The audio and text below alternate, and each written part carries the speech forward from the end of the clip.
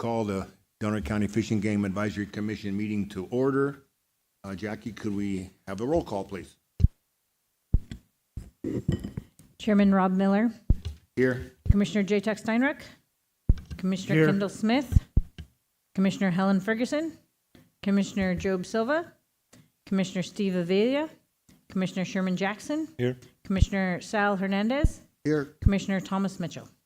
Here.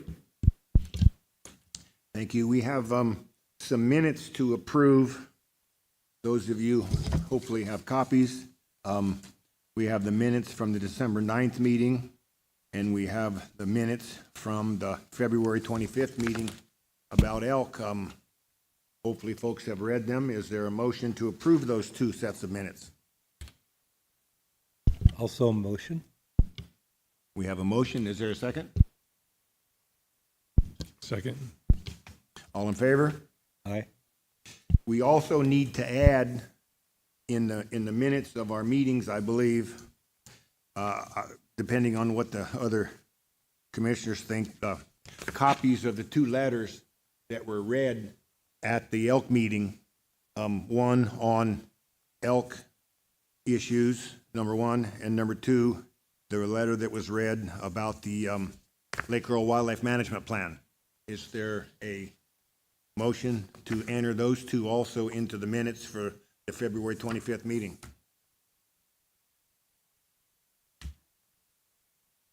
There's a motion. Is there a second? Okay, there's a motion and a second. All in favor? Okay, the ayes have it. Thank you.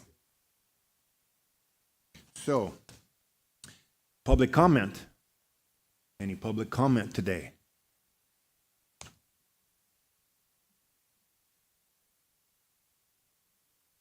There should be a button there, I believe, to push the, oh, there it is. There it is. Thank you. Hooray. Good evening, Chair Miller and Commissioners. My name is Josefina Barantes, and I'm an environmental advocate with EPIC, the Environmental Protection Information Center, located up here on the North Coast. I'm here to speak in support of the no-take petition for the Pyramid Point Marine Protected Area on behalf of the Power Nature statewide coalition. Power Nature is a statewide coalition of over 100 community groups, environmental and conservation organizations, land trusts, indigenous organizations, tribal members, dedicated to advancing California's 30 by 30 commitment to protect 30% of lands and coastal waters by the year 2030. Over 17 organizations of the coalition have actually expressed their support for this petition through a letter to the Fish and Game Commission, to the State Fish and Game Commission. I have copies here for the commission if folks would like to see it. We believe that creating a highly protected area will have increased benefits for protecting biodiversity, confer resilience, and benefit species and ecosystems. There is a significant value in creating a highly protected... Excuse me just a moment. Yes? I'm having trouble understanding. Oh, I think I'm it might sorry. be the speed, Mhm. and it might be our acoustics. Okay. Do you want me to just speak like You this? know, would that be better? Is anybody, or is it just me? Is that okay? Yeah, maybe a little more treble. Okay. How's this? A little better? Okay. Over 17 organizations of the coalition have actually expressed their support for this petition through a letter to the State Fish and Game Commission. I have copies here for folks if you would like to read it. We believe that creating a highly protected area will have increased benefits for protecting biodiversity, confer resilience, and benefit species and ecosystems. There is a significant value in creating a highly protected state marine conservation area for the natural relatives that will directly benefit from less recreational harvest, but also for the local indigenous community that will be able to continue their cultural traditions that rely on a thriving ecosystem. As a coalition dedicated to furthering 30 by 30 in California, we believe that this proposal and policy actions alike truly help wildlife and the communities that depend on them. Thank you for your time and consideration. Yeah, I have 2 copies. And Yeah, I'm requesting a handout. She says she has 2 copies. Could we probably make some?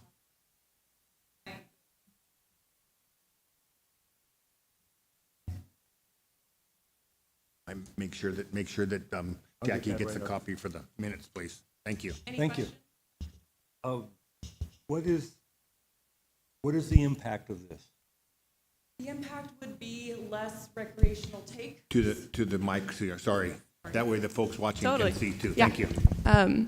I'm not an expert, and I believe Rosa will be giving the presentation about it, but I believe it would be less recreational harvest from community members outside of the Talo-Atani.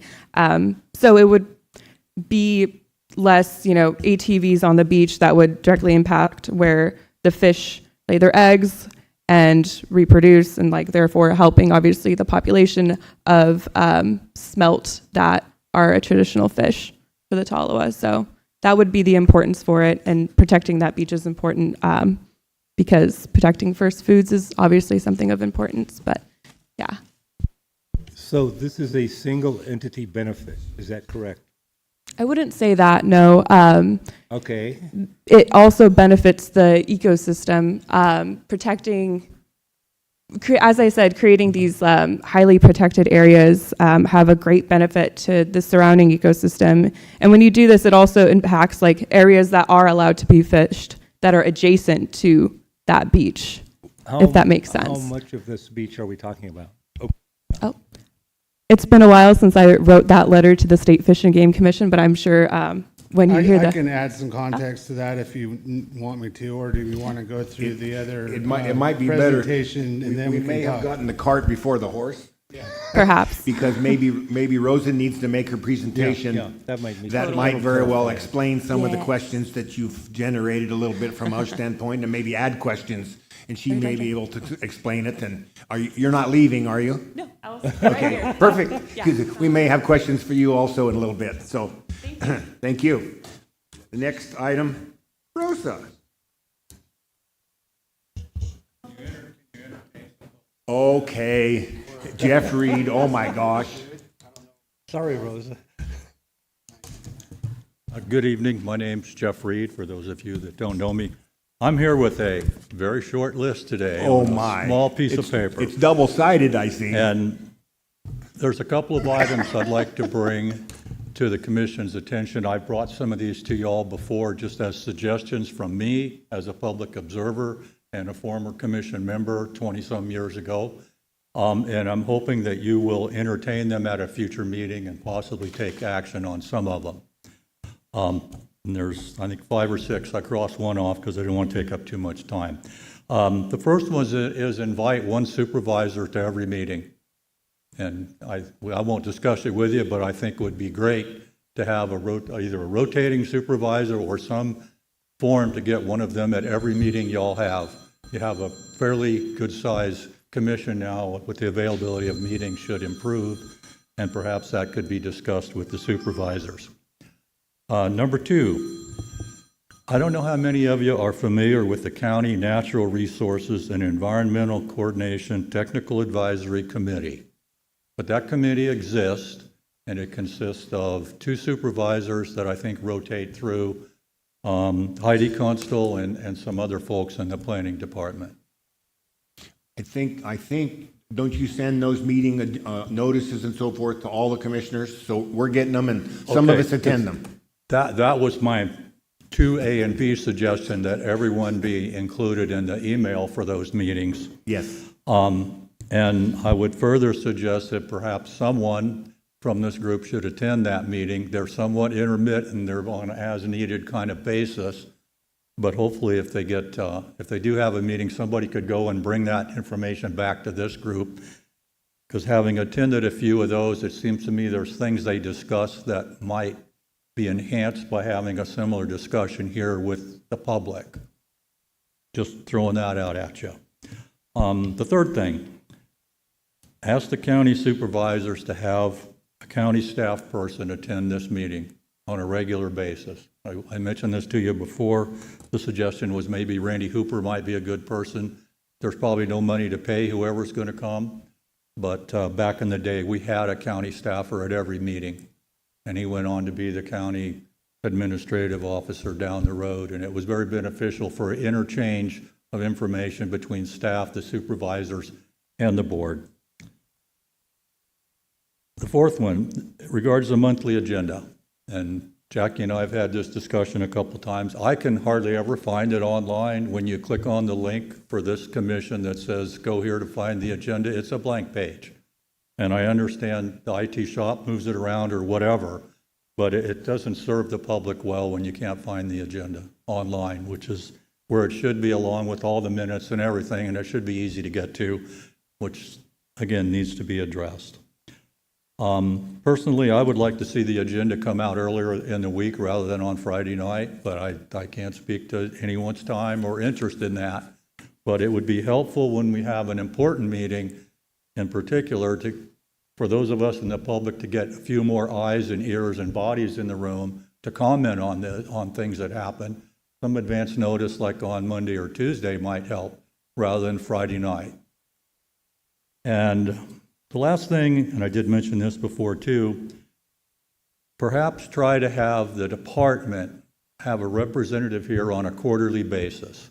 And my suggestion would be have them in person twice a year, and the other quarters of the year, they could just send a written statement to this commission specifically addressing what the department has done in Del Norte County in the last 4 months, 6 months, 12 months, whatever the time period is. And again, I realize it's an issue for Sean Freeze or whoever to come down here regularly, but twice a year to me would not be excessive. And the other 2 times, Frank could come sit in and put the information out there, or they could just write the commission a simple quarterly report on what's going on, what's got done, and what's planned to be done. And most importantly to me is what's planned to be done. It's obvious to me that if we as the public don't keep an eye on what the department does in this county, they will continue to do exactly what they want to do, which is their prerogative, but it's not their necessarily responsibility. They need to hear from the community. And with that, I will thank you for your time, and I hope you all can discuss those things in the near future.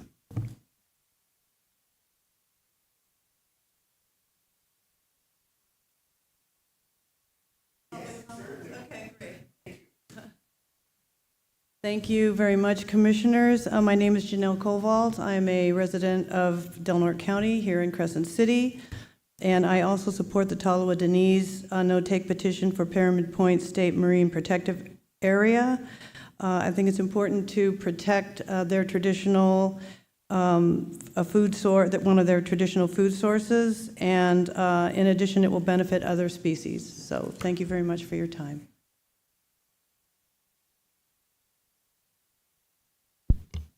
Okay. I think we're finally ready for Rosa, and she can explain everything about this.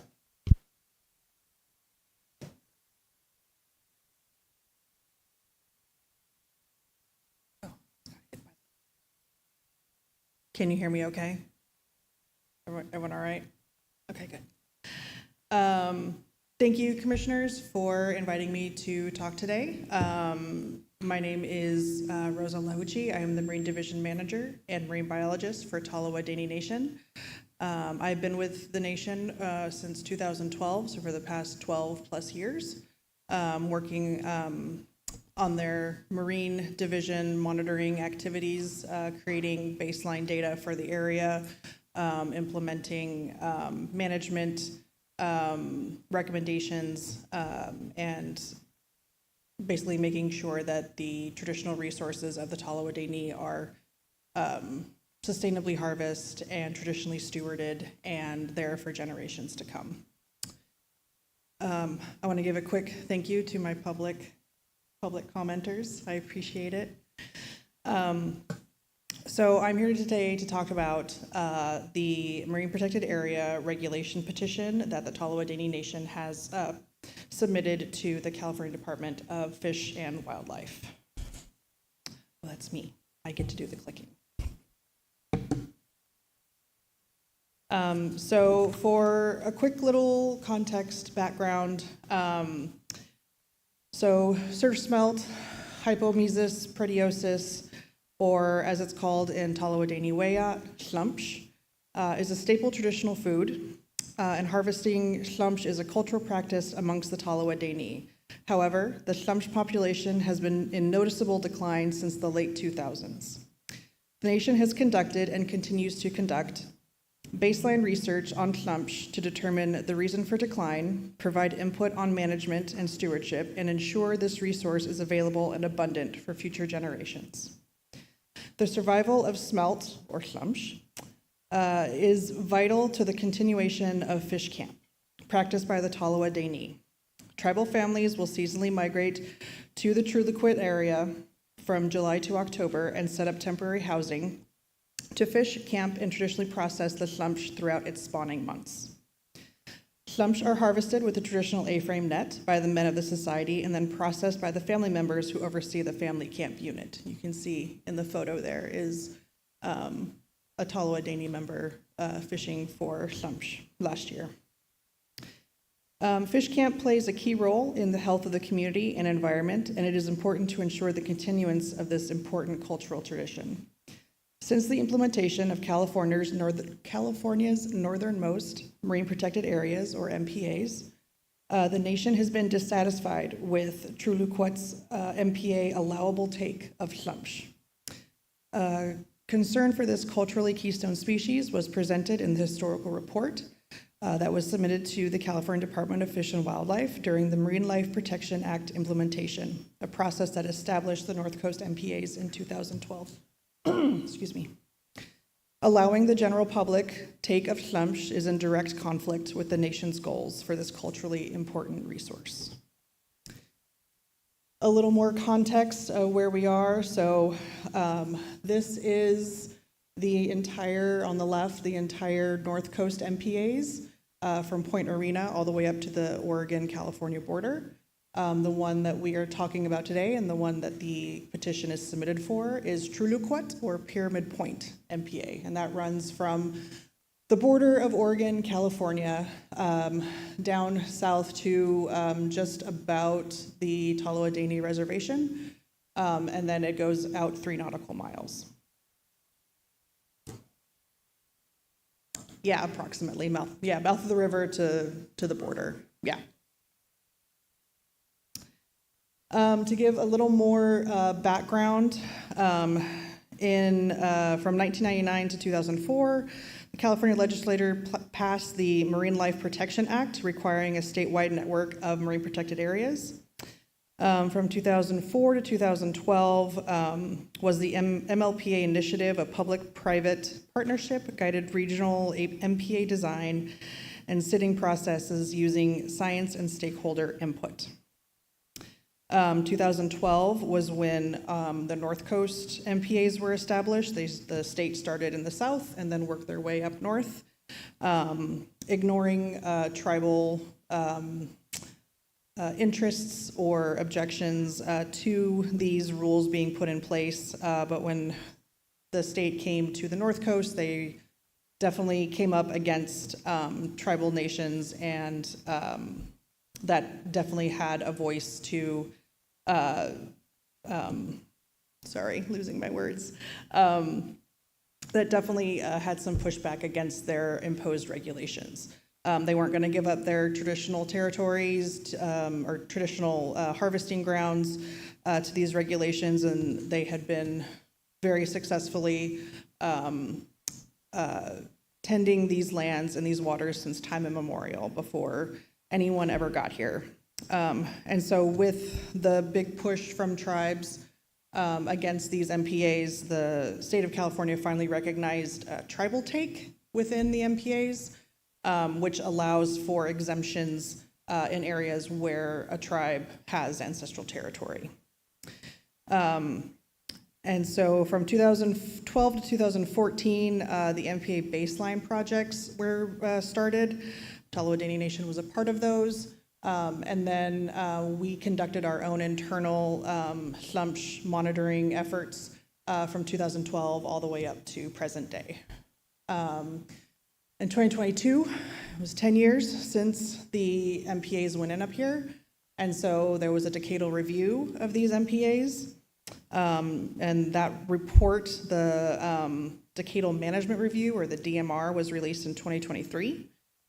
And then that's when the option of reevaluating the MPAs and if they're working and if any changes needed to be made to the regulations. So that's where the petition process came in. So a little more background on the petition process in case no one's familiar with it. In December 2022, CDFW completed the first 10-year comprehensive review of California's marine protected areas and distributed a copy of the Decadal Management Review to California Native American tribes. The DMR included 28 adaptive management recommendations for the next decade of MPA management. In March 2023, CDFW hosted a management review forum. This is where tribal leaders and citizens, culture bearers, knowledge holders, and tribal communities were formally invited to attend the forum to participate on panels facilitated by the CDFW. Panels centered on each of the 4 pillars of the MPA management program: research and monitoring, enforcement and compliance, outreach and education, and policy and permitting. The Management Review Forum was also an opportunity for dialogue about key findings and adaptive management recommendations and how they fit within the broader context of California's MPA management program. In July 2023, CDFW presented proposed near-term, mid-term, and long-term priorities of the 28 DMR recommendations to the Marine Resources Committee, a committee of the California Fish and Game Commission. The prioritized list of recommendations and the process for considering petitions to modify the network of MPAs was presented to the Tribal Committee, another committee of the California Fish and Game Commission, in December 2023. The Fish and Game Commission received 20 petitions with over 80 unique requests for changes to the MPA network.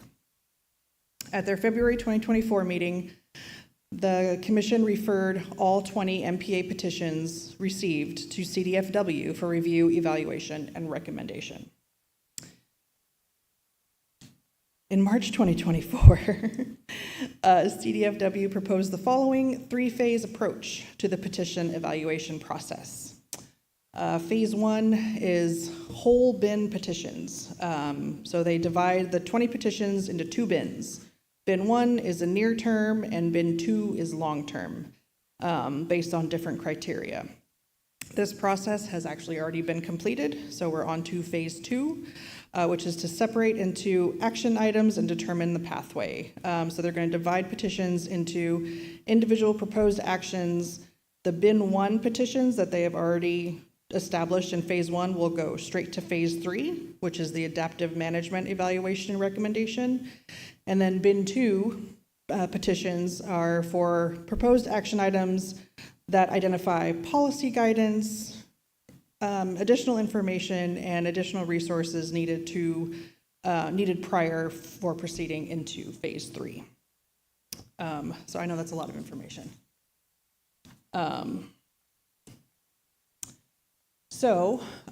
Our petition for regulation change. Well, first, I'll read the current regulation for Truluquet or Pyramid Point MPA. So the current regulation states, it is unlawful to injure, damage, take, or possess any living, geological, or cultural marine resource except recreational take of surf smelt by dip net or Hawaiian type throw net is allowed. Includes take exemptions for the following tribe, Talowa Dini Nation. So our petition will be to remove the allowance for surf smelt by dip net or Hawaiian type throw net, and it will change into a no-take SMCA, which is a state marine conservation area, with tribal exemptions for Talowa Dini Nation. In addition to this, we have also asked to change the northern boundary to align to the recognized California-Oregon border state line. If you don't know, if you look on a map, there's actually 2 borders of California and Oregon. So we're asking them to change that to on the ground state line. So our regulation change is now currently in bin 2. So we are kind of in a holding pattern there to see where that takes us next. We do have a lot of support from the community, from various tribal councils, from the MPA Collaborative Network, and as Josefina said, from the Power and Nature Coalition, which I did print out more of those, so I have like 3 more if you guys wanted them. So that's kind of the end of things. There's you can see all the coalition members. There's quite a few of them. But other than that, I thank you for your time, and I will take questions. So I'm sure there are questions. I have to. Questions? I have to admit my ignorance here. I did not see the petition to the State Game Commission. And you don't, I thought this was going to have a copy of it. This is just a letter in support of it. Correct. Okay. Correct. Are you asking to expand the area from No. the mouth of the river north No, to closure? no, it's what it currently is. It sounded like what she was saying. They were going to stop all running of vehicles on the.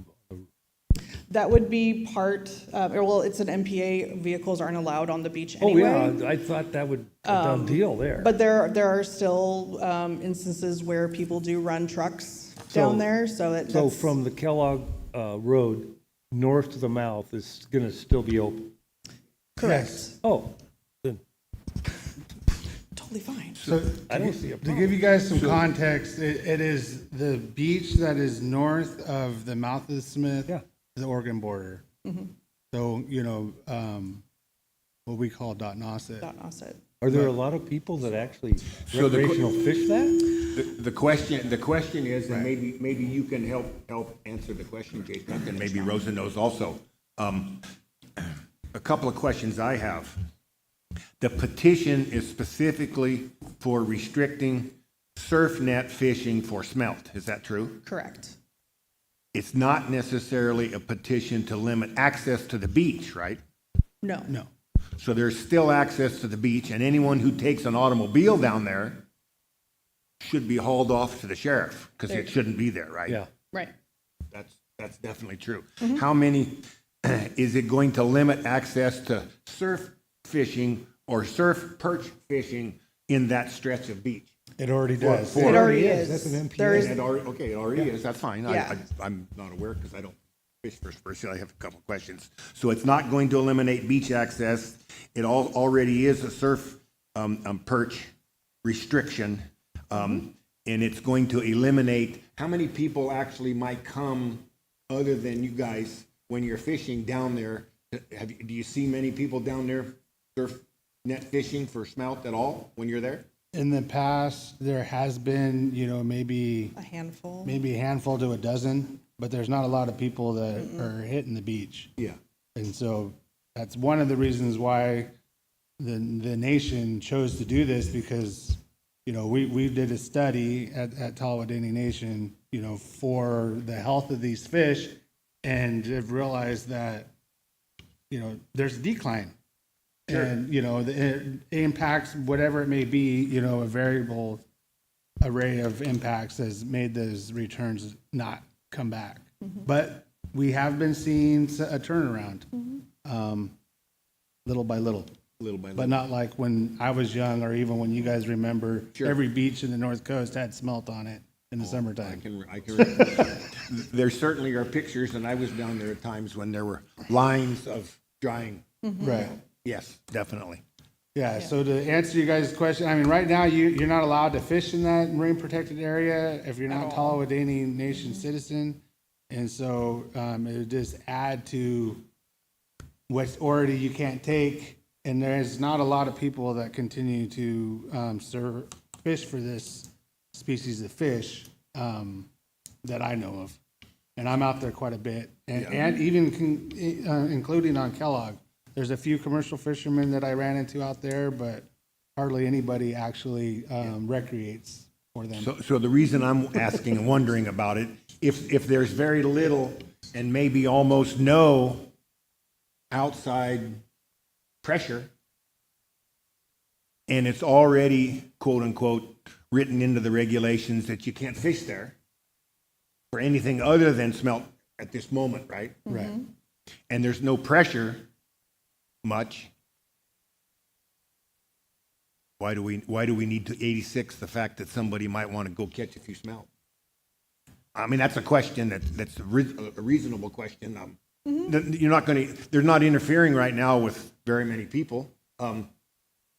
Yeah, wonder. but well, one thing is it adds another, you get a lot of out of towners, you know what I mean? And even when we're on there, and then when I was staff and camping down there, we're constantly educating folks from out of town, especially since there's a lot of, Airbnbs and vacation rentals on there. They put in there that you can fish. And then you go down there and you tell them, and they're like, "Well, we have no idea." So to explain better, it almost adds like another pressure to it. They might be able to say, "Oh, well, I'm over here fishing for surffish, smelt. Why can't I throw this line in?" And it's happened. You know, And I think it's also an added layer of protection for Talawahidini Nation to protect these very culturally important fish. If we just kind of, relied on the fact that not a lot of people do it, there's still going to be, like I had a neighbor who had A-frame nets in his garage that wasn't part of the tribe. And he was like really excited when they were running because he's like, "Oh, that's the only thing I can go and fish for." So to have this regulation change would definitely add an additional layer of protection for something that we're worried about, and it's a culturally important species. Is there anything written into the petition that would, based upon recovery, based upon increase in numbers, that the regulation and the stoppage of outside folks fishing, where it would be actually stopped and allow people to come fish if the population recovered to the point, at some point? Or is it just 86 forever and there's nothing written into it that says that somewhere down the road, based upon some level of population, that it could be rescinded? Well, that's what the decadal reviews are for. So there were some that MPAs were found to need more protection because they weren't rebounding as well, but some were rebounding very well, and so some of those protections eased off a little bit. So it's those decadal reviews, because you can't tell that much in a couple years. You need like a really good chunk of time and data to know like how the ecosystem's doing, how the population's doing. So that's what those decadal reviews are for. And I'm sure there'll be another process like this if like smelt just come back awesome and everything is just hunky-dory, then that could very likely be someone's petition to be like, all right, let's just get rid of Truluquet then.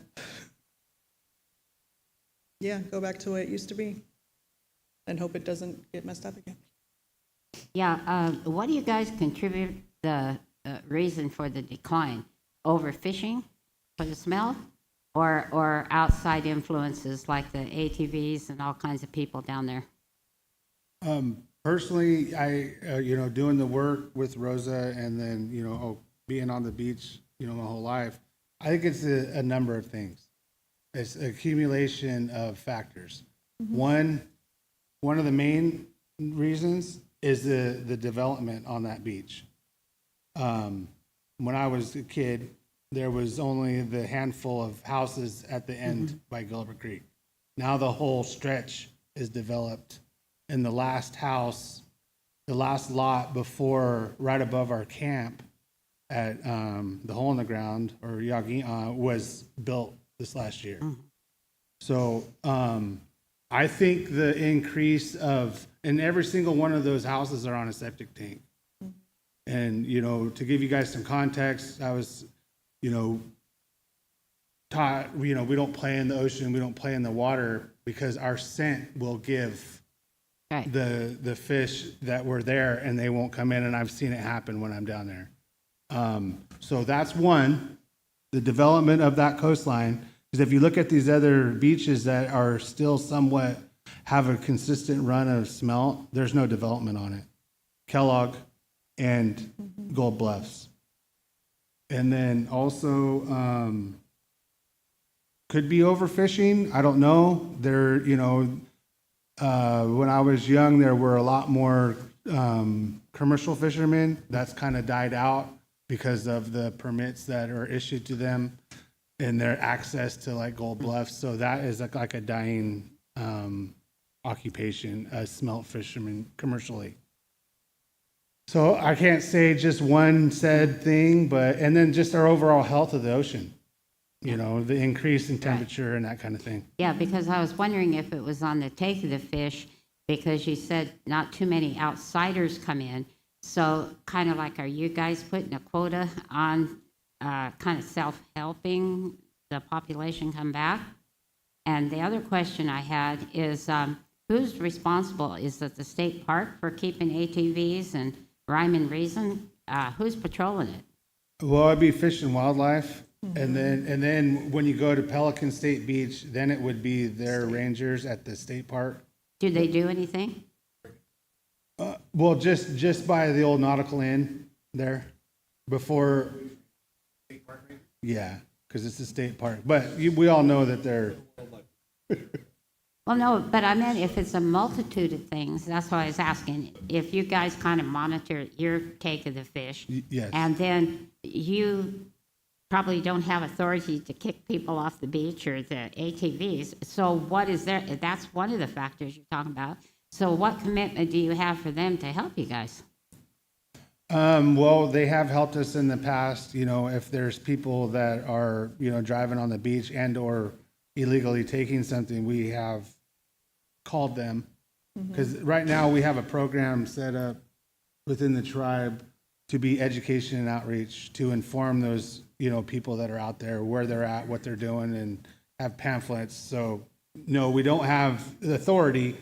We just inform them. I mean, like, I'm one of them still, and I'll walk up to somebody and say, hey, I just want to inform you that you're fishing in this MPA. This went into effect in 2012. You know, if you get caught, you will get fined. And there has been people that have got caught and confiscated of their red-tailed perch from the game wardens. So it's a working agreement, kind of not like an MOU, it's just like a handshake agreement with the staff to say, hey, you know, there's people out here. So what is the penalty going to be if somebody goes there? I mean, I'm trying to see what agencies are going to back you up is what I'm asking. I think it's about a $250 fine. But they, infraction. meaning the wardens, are Yes. going to give the fines. Yes, Yes. and They've they committed have. to that, is what I'm saying. Because we have we have 4 wardens in the county. Right, 2 are land wardens Yeah, and 2 are marine. right. So. And then Walker and I think it's Demamu Justin, I think. is the marine wardens. Okay, and then you kind of think that this will just be from the mouth to the border? I mean, there's no entertainment for further down on Kellogg Beach or anything? No. Okay. Not at the moment, no. We're just. It's just one of, I mean, to give you guys some more context, it was kind of interesting that the state came in and pretty much did a no take anyway, except for this exemption.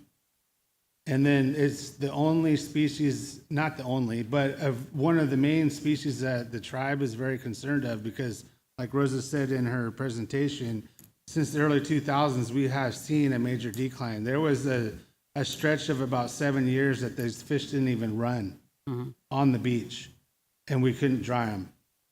And then I have personally witnessed where they're changing their spawning times. Like, these are day fish. You guys know about night fish and day fish. Well, these ones run during the day. The common name for them is the day. Well, 2 years ago, they started running at sunset, and they ran clear into the night. And that's the first time in my life that I've seen day fish run all through the night. And we got what we needed, and then we quit. And then I had to ask my dad. My grand's not around anymore, but I've never heard of them ever running at night. And that is because the increased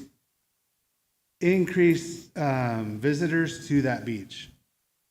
I mean, if you guys ever go down there on a summer day in July, August, there's probably nothing less than 100 people on that beach. And people surfing. In the water. And kids in the water because the Well, the water is warmer. Yeah, so first off, I have a couple of questions. Number one is, are there any signs posted stating that it's a no fish? And also, And also, is it posted on the Fish and Game website for fishermen when they go and, because I know there's areas on there that says what, where you can fish and what you can't fish. It's on the So- website. There are books and pamphlets they can download or get from, So there's information out there. then? there's information. We Okay. have 2 signs. One is at Pelican Beach that states all the regulations. The other one is at Clifford Camp Memorial Park. Those are the 2 public access points. Now, are the owners that have these Airbnbs along this stretch, are they aware of that? Because if they're advertising that people can fish, they're false advertisement. And I That's don't been know, a hard nut to I crack. mean, you guys don't mail notices or any letters or anything to those? We've tried a couple times to approach Airbnb owners. A lot of the time, they don't live in the area, so we don't really know what forum to contact them in. Because like I said, like you just go on Airbnb or VRBO and there's your host. Yeah. And I think, I haven't like went and knocked on doors or Yeah, anything no, to no. inform them, but, it's kind of like one of their selling points. It is, You know what I it is. mean? It's kind of hard to sell a beach house, with this Well- open beach and not say, oh, and by the way, you can't fish. Well, now, or go in the water. I mean, are people, Right. not allowed to go in the water there? I mean, No, you can go in the water. so then you guys are stating that the smelt aren't running because people are in the water, they're on the beach, and there's like 100 people. So how is that gonna stop from them? That's the kind of the next hurdle is where we want to get this extra protection from them, for them, and then we can maybe look into doing like I don't know, I mean, beaches closed because of turtle nesting. Maybe that's an avenue. But we haven't approached that yet. But the amount of people on the beach is definitely part of what's causing the fish to no longer Well, run the in only their. reason I'm asking is because when I get into it, this is, I read your paper that you submitted a couple months ago, and the only thing I read on there was you guys are basically just wanting the public not to fish. And you guys want to be allowed to take, but you don't want to allow outsiders to take. So, what I'm hearing here is that they're not allowed to take anyways to begin with. So, it's like what? The only thing that the public is allowed to take from this marine protected area is surf fish, and we want to cut that out so that you can't take essentially anything. However, the tribal exemption will still remain, so tribal citizens will be able to fish their traditional beaches and use their traditional resources. So this is just for the Talawadini Nation members themselves? Correct. Like a Yurok native couldn't go there? Okay. Boy, that's what's. Okay. So the signage situation is a big deal to make sure that it's very clear. Yep. And then if these are Airbnbs, they're probably, you think they're being rented directly to owners or they're going through Airbnb? I have absolutely no idea on Yeah. that front. That's out of my Well- wheelhouse. One way you can find out would be to call them. Right, and I guess Pick get on pick Airbnb. one and of the look for Smith Airbnb River places, homes. pick one of the Airbnb places on the beach and investigate how you might rent a weekend there, right? And see whether or not you go through the owner or you go through Airbnb themselves. And if you go through Airbnb themselves, then they can be notified specifically with a list of addresses that this is a new thing and it needs to be publicized a little bit to try to help. Because, hey, I think Jay Tuck's probably right. When people know and people learn, they don't want to create the problem. They just don't know. They just don't know. And it's wrong of those people to advertise that if it's not available. Very true, yeah, I agree. Could you put the map back up that shows the protection area? He's got a question. Clarify. Oh, is someone, like, is someone doing something? There we go. So where is the Oregon border on this? Is the Oregon border? The north, yeah. Okay, so this whole area is currently in. Where is it now? Because you say you want to push it north to the Oregon border. So there's two borders. The two lines. One is the 42nd Oh, parallel. that's it, just that, yeah. Two California borders. So a couple hundred feet more. Yeah, okay. it's just, What is the two borders? it's been a long Is time that since the- I've checked it, but Oregon has one, California has one, they can't. They don't meet. align. There's this no man's land, it's like 10 feet. It's like a 10-foot, it's like a 10-foot. Yeah. And I'm going, well, it's, you know, you're, this, Yeah, you want yeah, that. we're not yeah. increasing up there. It's Right, okay. What is All right. existing? Cool, thank you. any other questions? Anybody else have more questions? So a question for me is I don't like, what I don't like is absolutes, okay? That never anybody could ever go down there that's non-affiliated with the nations and ever fish there again, okay? So I like it that if the fishing does come back and the Fish and Game are going, wow, look, you know, we're back and the nations are down there and they got extra drying racks going and they're well fed and everybody's happy. I don't see why licenses couldn't again, you know, people couldn't come in and buy a license and go down and go fish again, right? I don't want to limit that ever happening again. So Fish and Game says, here's the takes today, right? They and the nations take up to that agreement. But if they come down and the fish do respond and come back for some reason, maybe there's less seals or less whales eating them, I don't know, then, you know, there should be some room to open that back up. I mean, I personally haven't fished there. I've fished on the beach down off of Kellogg and Endert's Beach for rockfish and, you know, with the surf. But, I mean, I love doing it. I mean, there's a lot of people that would like to do that. I mean, it's part of traditions of families. And there's nothing that says that it won't open up again. That's just, like I said, that's what part of the decadal reviews are for, to evaluate the MPAs and their effectiveness. And if they're being effective, then the state has the option of removing them or lessening And the so, restrictions. just another piece of that, just to say, it's not just me being I'm native. I was born here, Seaside Hospital, okay, 1960. So, but my brother-in-law lived over in the Illinois Valley, and when he was a kid, back in the 40s and 50s, they would come over every year and they would go smelt fishing, and that's a different tribe, right? So the tribe that's coming from over there, I mean, maybe they're growing too, and they want to reestablish something. Is there room for that?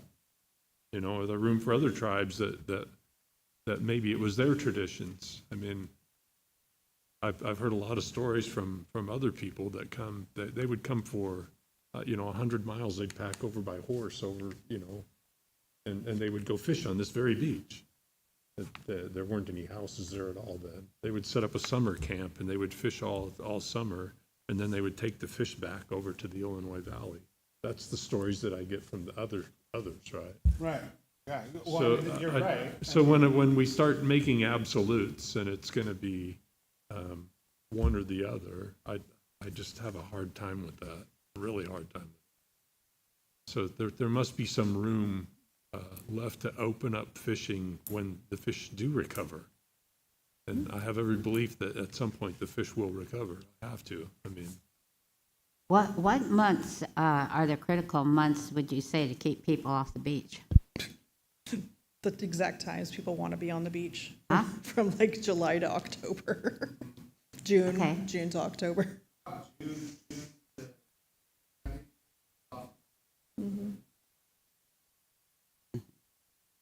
Yeah. Because I think Prime an beach months. all-around concerted effort needs to be with them patrolling the area.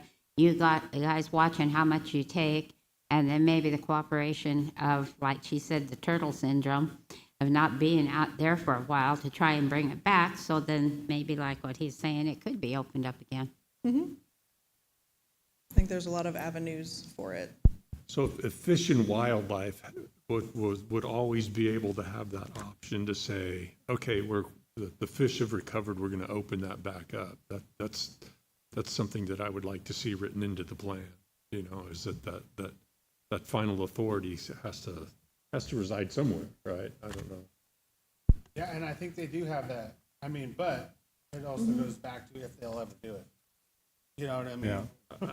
I mean, I do have a question too, though. Okay. I sorry to interrupt, but have there been times of, historically, of low volumes of fish returning? Maybe you'd know from family. I think there was like highs and lows, yes. But not. Oh, okay. So Yeah. it might have been like a year or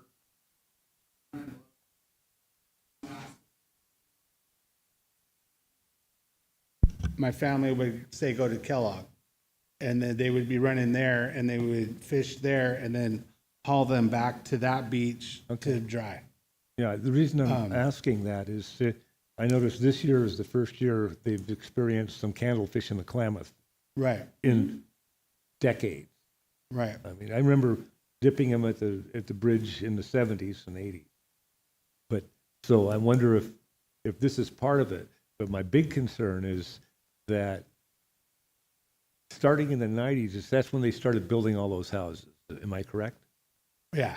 You know, because we were out of town. We moved to Alaska for a while. I came back and I thought, oh my God, where did these come from? And that seems to coincide with the degradation. So I'm thinking they're probably not going to recover as good as you'd hope unless they get used to that, whatever that is, the smell is. Right. You know, I mean that's my big concern about that. And do you think if for some reason there continues to be antagonistic problems along that stretch, have you seen any increase much on Kellogg? Or is it pretty similar? You mean the fish population? Fishing on Kellogg Beach, have you seen any increase much there and not so much increase up Pyramid Point section? I wouldn't say I've seen an increase, but, you know, it is hard to say because unless you're on the beach every day, you don't know if they're running. You know what I mean? So, and I know back when I was younger, there was more people out and about, and the word would get out that fish had ran on Kellogg or down by the mouth of the lake or wherever. You know, and there's just, so they could be running there thick, but we don't know. Like this year, I went after our camp, went to Kellogg, and they were running like for hours. And people didn't even know what, they were all perch fishing. And then they were running for so long, the birds weren't even fishing anymore. They were full. The pelicans and seagulls and everybody was on the shore hanging out. And then you could see them, you know, boiling. And then I ended up catching some fish out there. But, you know, so who knows how long they were running? They could have been running for 4 hours and not even know it. And then these other people came by and asked me what I was fishing for. And the one guy, they were running so thick, this guy had like a little landing net, looked like a little, you know, fairly small mesh, and he was just dipping them out by hand. So they were running pretty good there. So I can't say, but we have definitely seen a decrease in the amounts and times on this specific beach. Well, I just one comment real quick. I agree with my partner over here on, you know, closing access completely to everyone. And what it sounds like to me is that we need to, or you guys need to look into more specifics as what's causing this limits of what's going on, the runs and stuff. Because if it on Kellogg, I mean, people are out there on their quads and dirt bikes and whatnot, and their trucks, and they fish all the time. And if they're running there, but they're not running up here, and nobody's really fishing up here already to begin with, I mean, is there something? Could it be something else that's causing the decline? And I mean, I just don't agree to just close it off to everyone, you know, and then just allow only one entity to fish. It's my only thing. And so it sounds like it needs more information needs to be gathered as far as what's really the decline there. Do you know where we get some money for that? I have no idea. Off the man. I mean, record. But I mean, the answer, the casino maybe, you know, maybe the casino. But, So, well, since I mean, since I established the Marine Division of the nation, we have been conducting smelt habitat assessments. We've been looking at eDNA for smelt, trying to figure out why they're not returning. So there is substantial work already going on for the past 12 plus years on why, and we're still kind of mystified as to why. So we're kind of getting into kelp restoration, and so we're hoping maybe that will have a key is, you know, ocean temperature. Kelp forests are where, you know, a lot of things go to grow as a nursery. Like that's where everything kind of hides out from bigger predators. So maybe returning some kelp forests back to what they used to be will, excuse me, provide some refuge for the smelt to grow. So we're doing what we can. I have a very limited staff. I have very limited money. This is a very huge data gap up here. No one does research, so everything that I'm doing with my department has been baseline research. So there is a lot of things happening. We're just still trying to figure it out. okay. Yeah, it just seems kind of, it's just extreme just to go, we don't have this much information, but let's go ahead and just close off the beach to everyone, and then hopefully that'll, it's like a Hail Mary almost, kind of, to me. And then not, yeah. Yeah. Lot of smelt off the dock at Chip Shore in July in the mid-60s. Lots. Buckets. I don't think they run in the river anymore at all.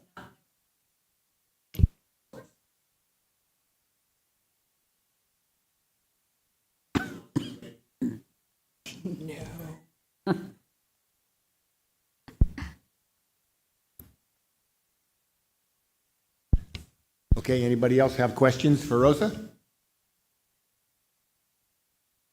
What exactly, so you're going to submit a plan? The plan is done, the plan is The ready? petition has already been submitted. We're right now in a holding pattern in bin 2 for further So you're analysis, waiting for a signature from legislation. Fish and Wildlife? No, it needs to be, it's being reviewed by CDF and W right now. And it needs some more research, figuring out policy and that kind of thing. And then it'll go to the commission. And then it'll go to the commission. Okay, all right, thank you. There is a copy of the petition that was sent, that we all got like in February, I think. And so if you don't have a copy of the petition, Jackie can supply it. Okay. That was a while. You didn't by chance bring a Ditson report, did you, today? I absolutely did. Shh. Say that again? So when will you be expecting comments back from us? Are you expecting comments back from us? I was just told to come and present. There's There you no go. like motion No. kind of thing. It's just an We have informational.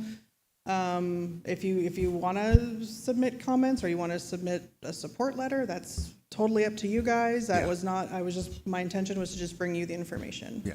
If we have individual comments, they could be sent into either into the commission or into Fish and Wildlife. And you make sure Jackie has the Fish and Wildlife contact person involved with the petition. Sure. And so forth. That way, if there's individual comments, or if we decide as a group to submit a support letter, or however we decide to do that, then we can do that and send it to the right person.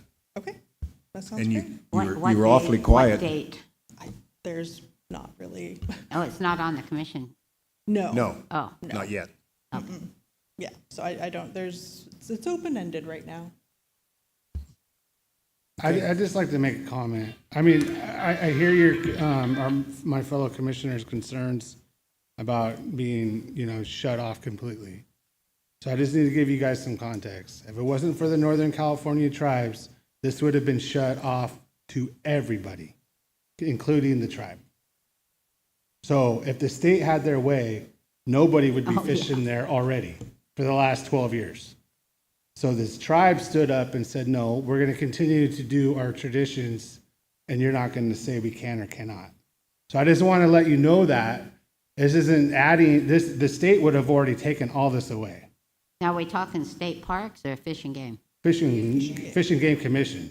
With the MLPA So, process, the Department of Fish and Game. they were going to shut this off to everybody. And that's how the nation at the time fought to have this tribal exemption in here. About when was that, do you remember? I think '09, Between '09 and 2012. '08, '09, and then 12. So I just need you guys, I want you guys to know that, information, important. because that's the way that they were running. They ran roughshod through Southern California and nobody had any say. And then tribes got together when they hit Northern California and said, hold up. And then that's how things had changed. And then they put this MPA in our front yard. Because it was slated to go somewhere down in this stretch in Crescent City area, but the commercial fishermen and other fishermen said no. That's why I was asking. And that's why it got pushed to this. Right.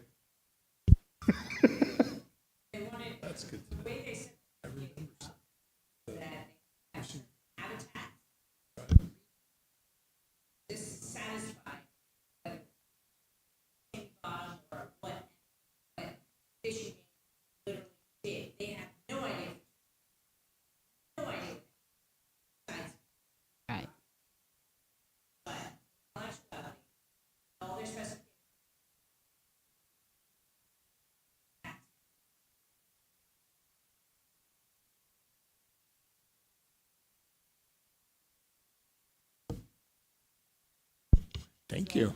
You're Thank you for welcome. coming. Thank you. We've been waiting for you to come, and thank you for coming. You're very welcome. Thank you for having me. I appreciate it. I might say, this seems to affect infinitely less people than the Dune polling closures and especially the Quillback debacle.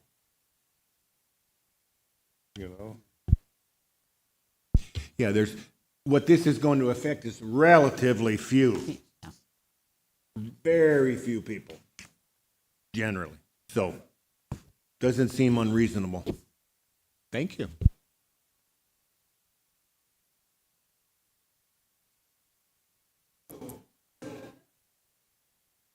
Continue for a moment down through the general agenda.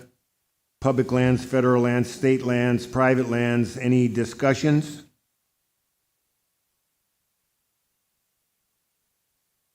I do have a question. The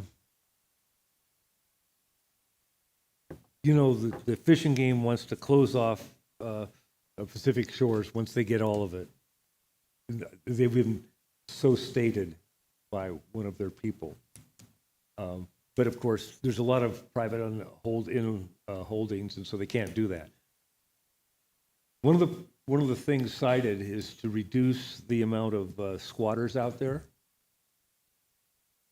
People just living out there, burning things, crap like that. Sure. And that's a failure of our judicial system here. Now, the thing is who is responsible for getting these people? Are these people on Fish and Game land? Are they on county land? Are they on state parks land? And why that guy out there on Kellogg Beach, the so-called watcher, is why are we even paying money for him to be there? There's still a number of private lots that pay county taxes on property taxes out there. That's okay, but I'm talking about the illegals that go out there.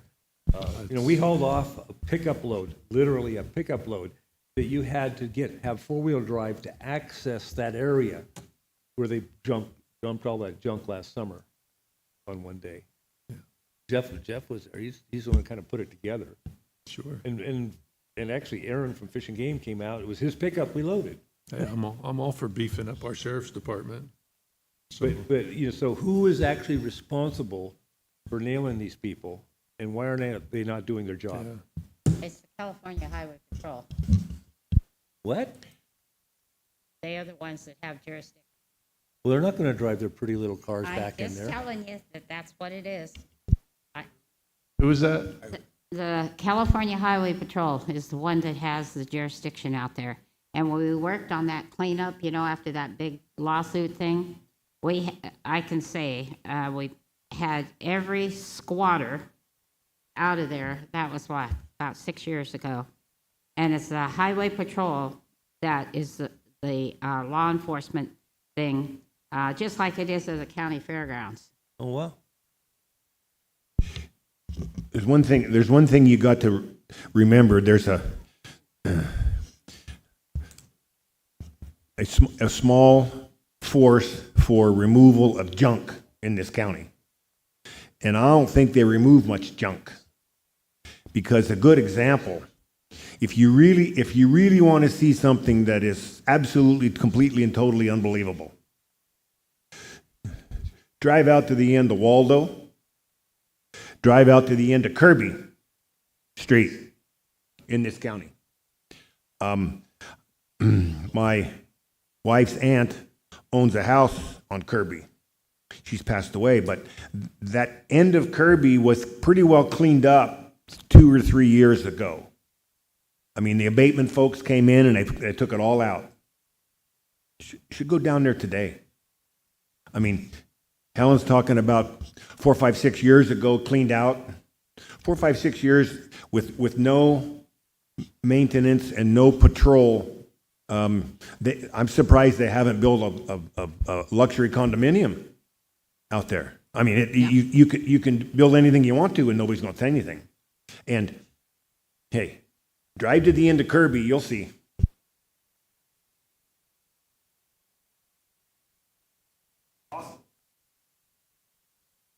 The other thing, I want to keep it off the record. Turn your mic off.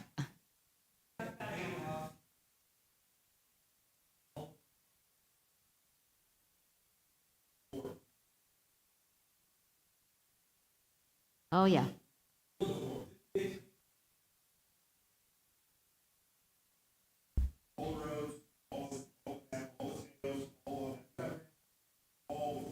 It wasn't grandfathered in. The Coastal Commission wasn't there. And for legal purposes, it was an approved legal California, approved by the state of California subdivision.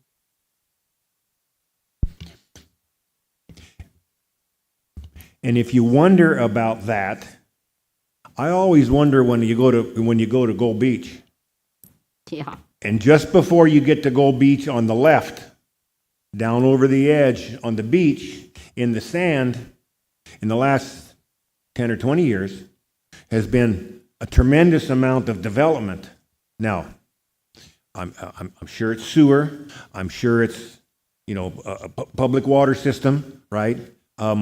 That's the difference between that development potentially built on sand and Pacific Shores. If they had a water system, if they had a sewage system, there probably would be houses out there in places. But they don't, they won't, and there isn't. Yeah, I got a question to ask real quick of you guys that are a little bit older than me. When they developed that Pacific Shores subdivision, did they kind of mirror that off of Ocean Shores in Washington? Because I recently went to Ocean Shores last month, and I was cruising down there, and it felt like Pacific Shores. They had several places that they did that to, and the majority of the people that bought them didn't live anywhere here. And they bought them like for their vacation homes and this sort of thing. And it was amazing when I worked at the end of that lawsuit. People lived all over the world and contacting people everywhere, and people paying their taxes and, great grandkids. And then it's a very interesting story. One could write a book about it, the way it went. Yep.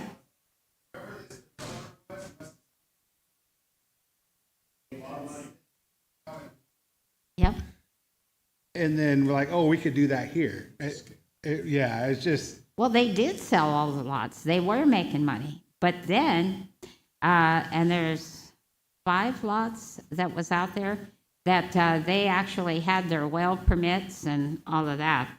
And yeah, it's pretty interesting history.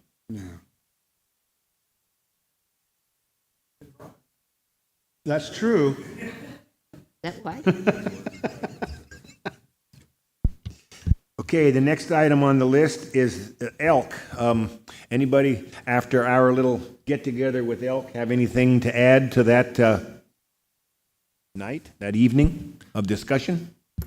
So I had a question that I really didn't get a good answer for, was on the state and federal lands that have burned. There's like 750,000 acres that have burned over the last 5 years up here. How does that affect the elk populations? And because there's no ground up there left, right? I mean, it's scorched earth from the wildfires. Is that part of the reason that the elk are pushed in over more on the coast now here?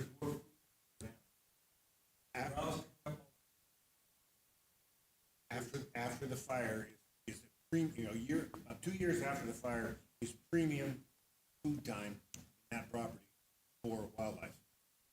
And everything sprouts back. I understood that these fires got so hot that nothing's growing.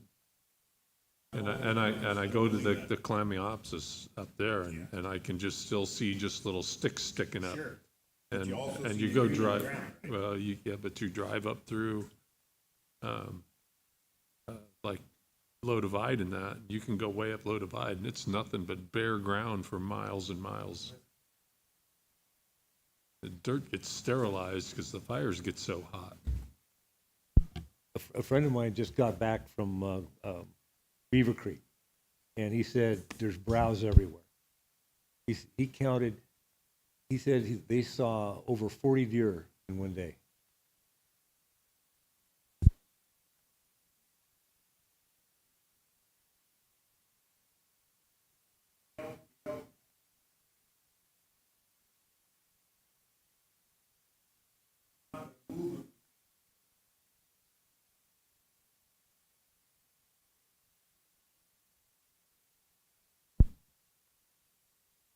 And the only thing I wanted to add to that is, not to the fire, but to the last meeting that it was an afterthought, is what, us as a commission, can we submit a report, something to give Carrington a request for her to get more help for the counts? Because, of course, they're giving us more tags, or they're allotting tags only on 500 head. And if we had a more accurate count, maybe it'll get their attention better to say, hey, they do have a problem, because what they're reading on paper is only 500 head. That's it. They're not, and we know that there's a lot more than that, but I don't know how we can get her some more help to help with that count. To get it so they can be brought to their attention, and they can see that there's actually more than just 500. And I think they realize after this trip here that there are a lot more than 500. I really do think. But I didn't hear anything on the media as far as them saying that they're gonna put that on paper, because it's like anything. If it's in black and white, then it gets their attention. If it's just verbal, it goes in one ear and spins around in there, and then shoots out the other end pretty quick, and everybody forgets. I think she agrees now, I do. definitely publicized, that between Humboldt and Delaware County, there's 2,000 plus. Okay? Yeah. Now, the 2,000 plus, I think she's pretty much in agreement that there's more than 1,000 in Delaware County. Yeah. And hey, you know the folks that came here from Sacramento who didn't know the problem.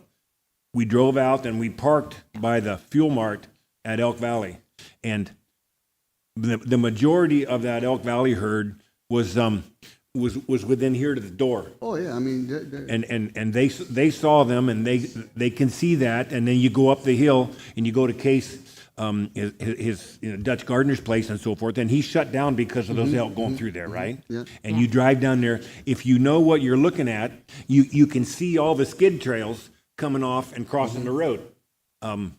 You can see that all the way through Elk Valley, you see it through Kings Valley, you see it all the way to the border. Well, yeah, we see it. And they know it now.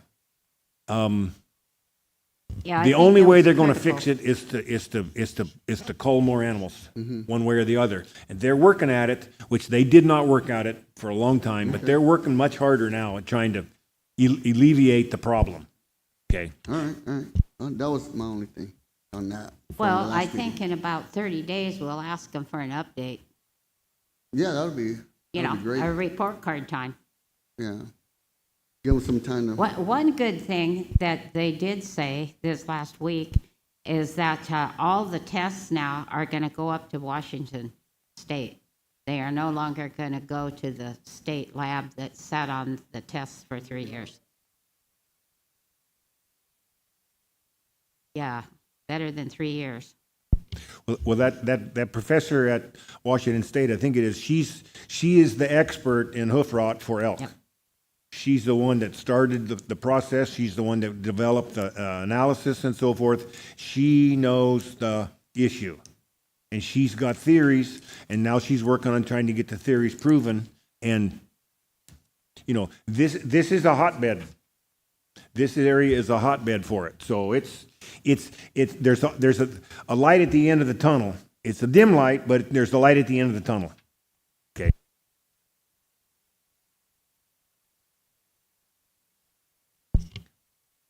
And I think that maybe this advisory group should write a letter of thanks to those guys for coming, and then say something to the effect, in 30 days, we'll ask you for an update of any progress made by the department. Oh, watch how this works. Miss Ferguson, you suppose you might draft said letter and submit it to Jackie so that we can take a peek at it and send the said letter to those folks? Yes, I think that would be very appropriate. Oh, that's the only good part of this job, trust me. Thank you. I just got one question real quick, because I wasn't able to make that meeting last week, week before. And I was reading through this Chad Dibble. He, was there any other talks about the Department of Fish and Wildlife working with their other state agencies and or the federal agencies to actually provide habitat on our national forest? Because I know that there was like a pilot project that they were trying, and I don't know if that went anywhere Yeah, to get these off the lowlands and back into the mountains. He actually brought that up, about partnering with, because we pointed out to him it's been close to 50 years since anything's been done. And I think they are actively looking at that. But it's the cost of doing it, because they haven't done anything for 50 years. And that's why we brought up about possibly burning some areas, because that would be much more economical than mowing them. And I mean, there's some 12-inch, 14-inch alder trees in 50 years sitting there, you know, on some of it. So it's not going to be an easy thing, but I really do think that for the first time, they're taking a look at it. Okay, good. Because I've been saying that for years, you know, they need to talk amongst the other agencies and work out an agreement. Since they oversee the wildlife and the Department, you know, Forest Service oversees the forest, well, they need to talk. That's exactly what we said. The issue a little bit is state and national parks. Yeah, that's another one. It's like pushing a rope. They don't have the money. They're not going to take money from one place to the next. And they basically say they're not going to do it.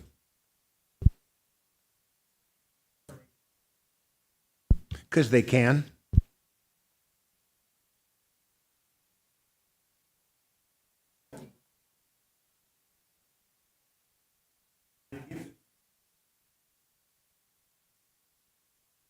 They have money for acquisition. They have little or no money for management and maintenance. as totally evidenced by the fact that Relum Redwood, 25,000 acres, was given, and they don't have the money to maintain the place. They don't maintain anything. The Smith River Alliance is a major story of what happened at Pacific Shores. They ponied up the money, bought it by various angles, shall we say, and their answer to management is putting a gate across the road.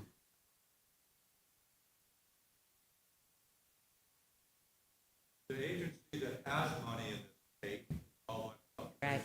that's where all the funding, like all the land out of the state, it's millions of dollars. And the Coastal Conservancy, too. The challenge there in my mind is be a group that says, well, we need to manage this land that the state owns, but they can't manage. Fund that group, go do the darn work and get it done. I worked for the feds for 20 years. There was never money other than appropriation specific money to do anything other than pay wages.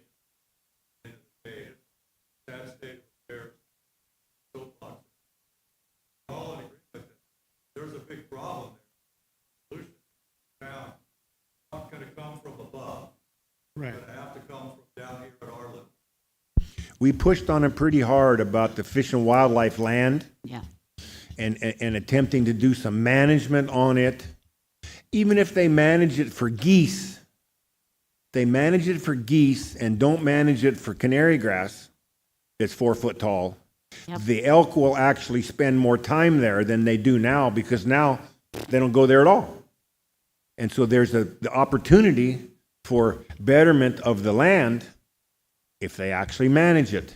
They have to, that just takes effort on their part, and they have to decide that that's what they need to do. And once they decide that's what they need to do, maybe it'll happen. Because there's a little bit more push towards all the fish and wildlife land in this county to be managed better. One positive thing, I did call Lisa, the person that's developing the land management plans, and she says she has 8 of them for wildlife areas throughout the state. And I told her that we wanted to have a meeting with local input, both from private citizens, from our committee, and from the county board of supervisors and whatever other groups there might be. Even if it was a Zoom meeting, they didn't necessarily have to spend the bucks to come up here, but we wanted in on the ground floor. And basically, it kind of went along, Sherman, with what you were told, that it's like about 2 years out. And so when I was asking Jeff Stoddard about it the other day, he said, I said, well, what are you going to do up here? You got $500,000 worth of equipment sitting there with the tractor and everything. You're sending 2 people up here. What are you going to do? And he said, and Sean Fries had said a couple of things. And I said, because you don't have a management plan. And he said, well, an old management plan is better than no management plan. And I said, well, that's the problem. The old management plan is why there aren't these pastures and so forth available for the geese and for the elk. And so I don't know, but they have 2 full-time guys coming up here for 2 years. And so I wanted to know what they were going to do. And so I might call them back next week and find out if they decided what they're going to do. Because if you're managing the lake at 8 feet to 10 feet, that tractor will sink out of sight out there. And, it just defies the element of common sense, is the bottom line. And Jeff told me that the objective for the, or aimed level was going to be 5 to 6 feet. And I said, well, in my mind, I didn't think that was good enough. I said, I think it needs to go back to the historic management where everything was sailing along pretty smooth for all the species. And then he said something about the reason that we didn't have the coho was because the salmonoids had too much grass in the lake. And that came out of the comment that I made about the grass dying because of the salinity level. And now that's a new one. I'd never heard that before. He and I are supposed to continue the conversation. Yeah, so if you look up widgeon grass, it starts to die it doesn't grow well above 14% salinity. That's where its prime is 14. Yeah, at 20%. It will still grow at 20, I believe, but I'm not sure of that. I know that what I looked up was 14% is the prime. That's where you want it to be. So, But whatever it is, it's not working. And Well, we haven't then to seen hear about the salmonoids, there was too much grass, and now it was supposed to be all better, and I said, well, the salmon's not there. So we definitely need a meeting with them. Most people know that Andromedas fish back and forth through Lake Earl and up into Jordan Creek and everywhere else occurred very regularly when the lake was managed at, let's say, 5 feet or below. But when it gets to 10 feet and they pull the plug and it goes to 1 or 0 or whatever it goes to, it's pretty hard. And that's the problem with the current management plan and the lake levels, is that there's no equilibrium. And that just has to get fixed. Now, whether it will with a new management plan or not is a whole different story. Whether somebody's going to say you can't breach it until it gets to 10, and if you can't breach it until it gets to 10, they're never going to fix the salmon population and Andromedas fish population that come through the elk and up in the creeks. It's not going to happen. Lake is now between 1.5 and 2.5 tidal.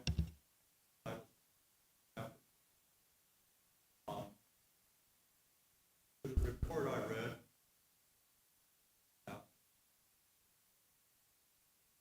theoretically or conceptually, every tide change, there's 1,000 acre feet of water change in that lake.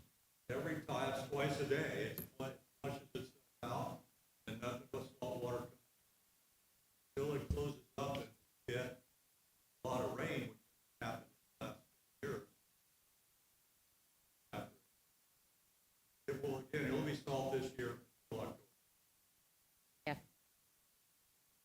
10 to 12 years ago.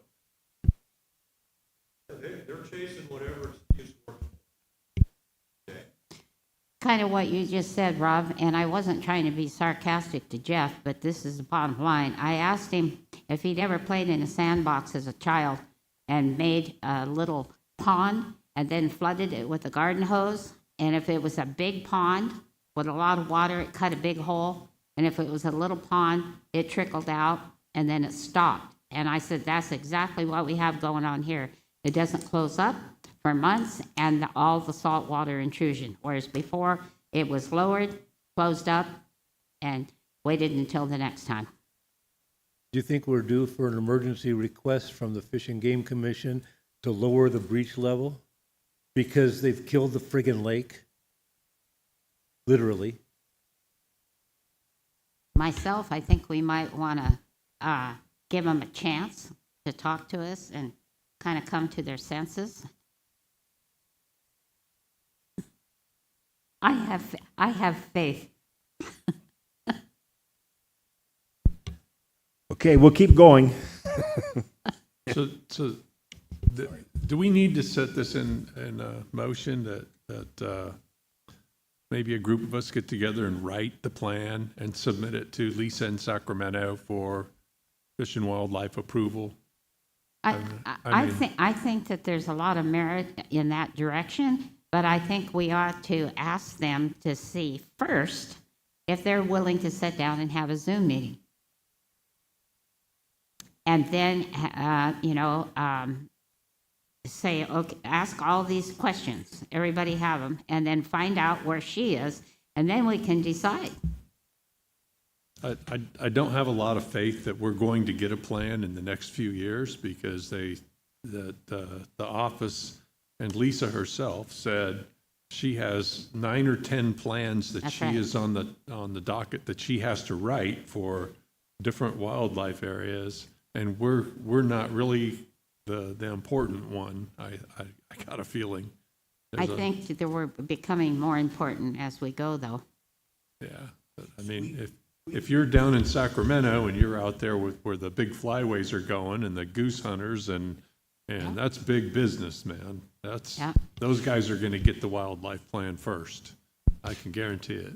But remember, and I think it's really important to remember, we're stuck up here in the corner of California, and we had sitting right there 5 of the top wildlife managers in Fish and Wildlife who came up on a Fish and Wildlife airplane Yep. to see what was going on here.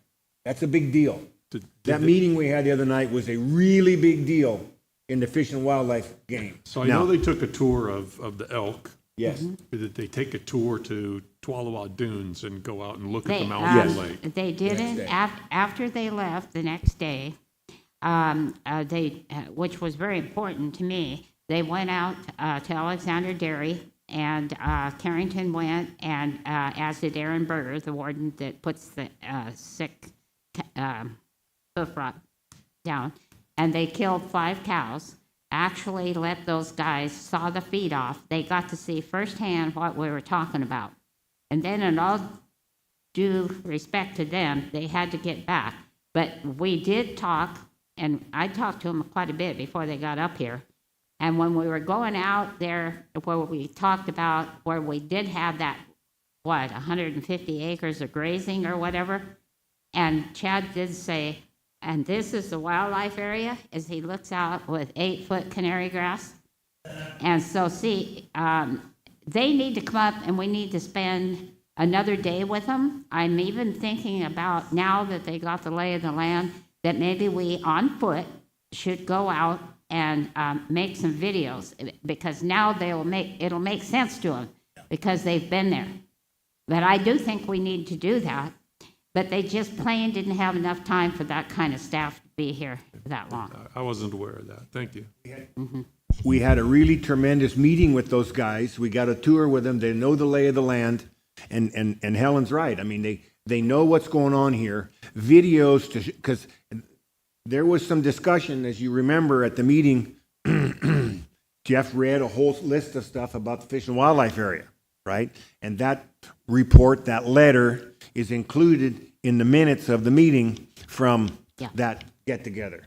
And so there's 2 reasons that they got stuff here. They got stuff on elk. They got a little bit of an introduction on the Fish and Wildlife land, and we just need to keep after them on the Fish and Wildlife land. And I think that they now see how everything ties together, that it's not an elk issue and a management plan. One is dependent upon the other. It's just a vicious circle. And I think that they do see that. But I think we need to send them the hardcore evidence and videos. I will agree. And once we have a Zoom with them potentially, with the right people back and forth with the Zoom situation, then at that time, the discussion about whether or not we we write a plan locally and submit it to them, they may be all in favor of that. That may be something that she really would like. And then she's got absolute 100% local input, which the last go around, they had almost no local input. None. None. And that's what we're after, right? It's local input to try to get it correctly I done. mean, we need to give them the information to fill in the blanks. Yeah, I would like to see at least outline a plan that we can have the supervisors send to Sacramento Yeah.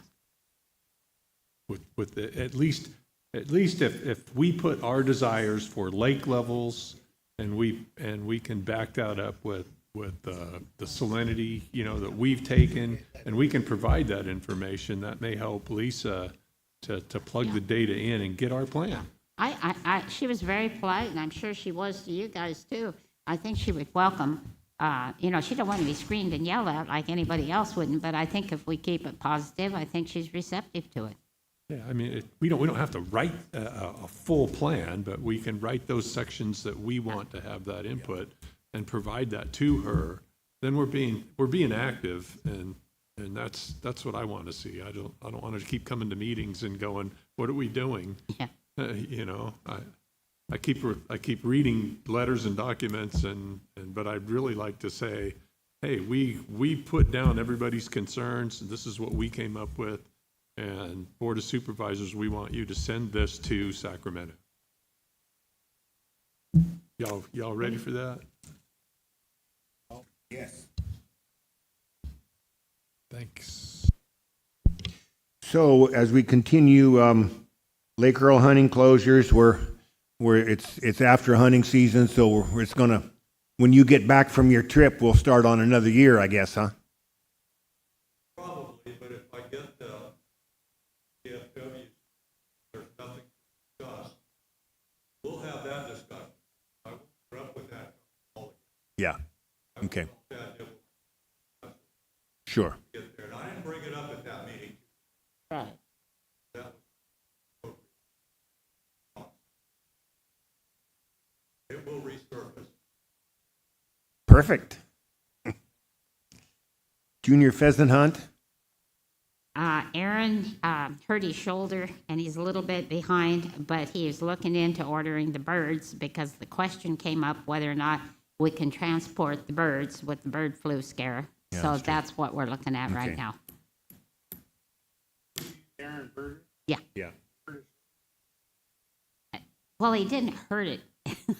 I told him it was old age, and he'd go like to lift his arm, and he just couldn't do it. I mean, he was very concerned, but he's getting better. He's only got to reach it up far enough to put the shifter down into drive so he can get around.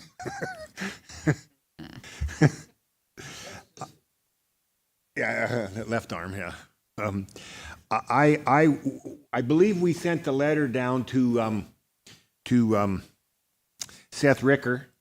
I will phone him and see if he got it and find out if he has any update, what might have some possibility at the boat ramp.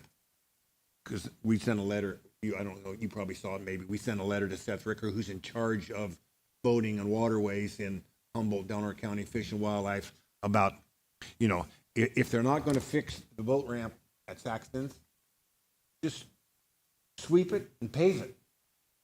Because there was a big program, right, that a couple years ago, what's his name, who retired, came and gave us a big program on what they were going to do at Fish and Wildlife at the boat ramp.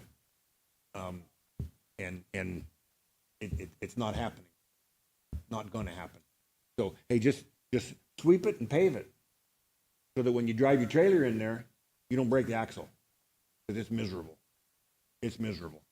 It's miserable. Seth Ricker, yeah. Almost. Yeah, we're not going there.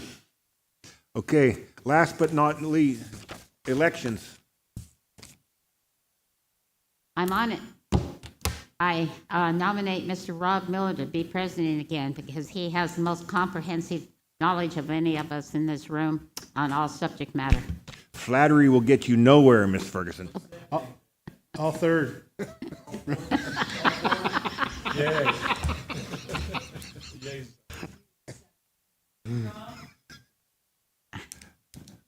You won't get I out of the suppose. room alive. I suppose. Yes, I will. Thank you. I think. Not sure. Oh, We gotta need a vice chair. yeah. Current vice chair. We don't have one.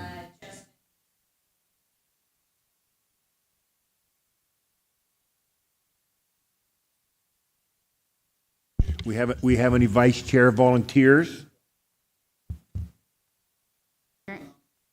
Chairman, I second that. All in favor? Say Aye. aye. Aye.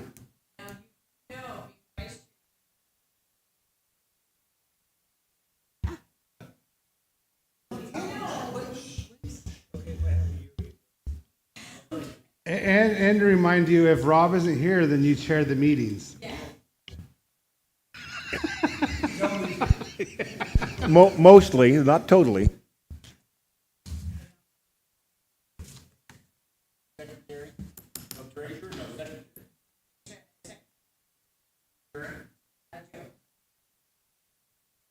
Job it is. Isn't she this?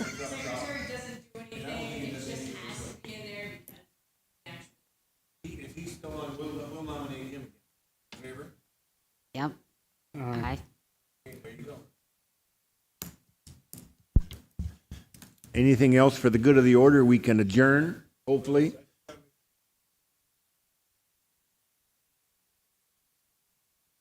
No. You can give that to Jackie. She's, yeah.